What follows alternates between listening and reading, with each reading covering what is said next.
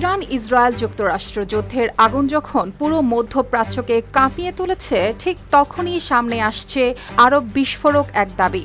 এতদিন যাকে শুধু কূটনৈতিক খেলোয়াড় মনে করা হচ্ছিল, সেই সংযুক্ত আরব আমিরাত নাকি এবার সরাসরি যুদ্ধের মাঠে নেমে গেছে। শুধু সমর্থন নয়, ইরানের মাটিতেই চালিয়েছে গোপন বিমান হামলা। দ্য ওয়াল স্ট্রিট জার্নালের প্রতিবেদনে উঠে এসেছে এমন তথ্য। সূত্র বলছে, গত এপ্রিলের শুরুতে পারস্য উপসাগরের লাভান দ্বীপে ইরানের একটি গুরুত্বপূর্ণ তেল শোধনাগারে ভয়াবহ হামলা চালানো হয়। রাতের অন্ধকারে হঠাৎ করেই আগুনে লাল হয়ে ওঠে পুরো এলাকা।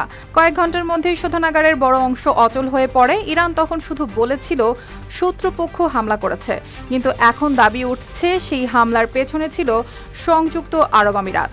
সবচেয়ে বেশি আলোচনা হচ্ছে হামলায় ব্যবহৃত যুদ্ধ বিমান নিয়ে, কারণ ইরানের আকাশে যেসব বিমানের ছবি ধরা পড়েছিল সেগুলো আমেরিকা বা ইসরায়েলের নয় বলেই ধারণা গবেষকদের। উন্মুক্ত তথ্য বিশ্লেষণ করে তারা বলছেন, বিমানগুলো ছিল ফরাসি মিরেজ যুদ্ধ বিমান ও চীনা উইং লুং ড্রোন। আর এই দুই ধরনের সামরিক প্রযুক্তি ব্যবহার করে আরব আমিরাতের বাহিনী। মধ্যপ্রাচ্য বিশ্লেষক দিনা এসফান্দিয়ারি মনে করছেন, উপসাগরীয় কোনো আরব দেশে সরাসরি ইরানে হামলা চালানো অত্যন্ত গুরুত্বপূর্ণ ঘটনা।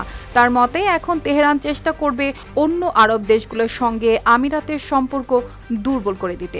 তবে প্রশ্ন উঠছে, হঠাৎ এতটা আগ্রাসী হলো কেন আমিরাত? কারণ যুদ্ধের শুরু থেকেই ইরানের অন্যতম প্রধান লক্ষ্য ছিল দেশটি। পরিসংখ্যান বলছে, ইসরায়েলের চেয়েও বেশি ড্রোন ও মিসাইল হামলা হয়েছে আমিরাতের ওপর।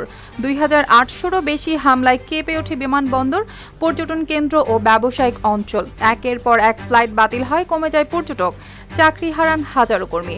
ঝকঝকে দুবাইয়ের আকাশেও তখন নেমে আসে অস্বস্তির ছায়া।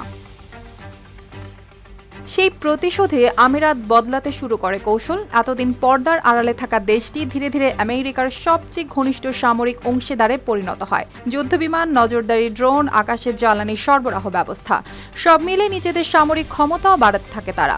বিশ্লেষকদের ধারণা, আমেরিকা ও ইসরায়েলের হামলার পর ইরানের প্রতিরক্ষা শক্তি অনেকটাই দুর্বল হয়ে যায়। তাই আগের মতো ভয় বা ঝুঁকি ছিল না।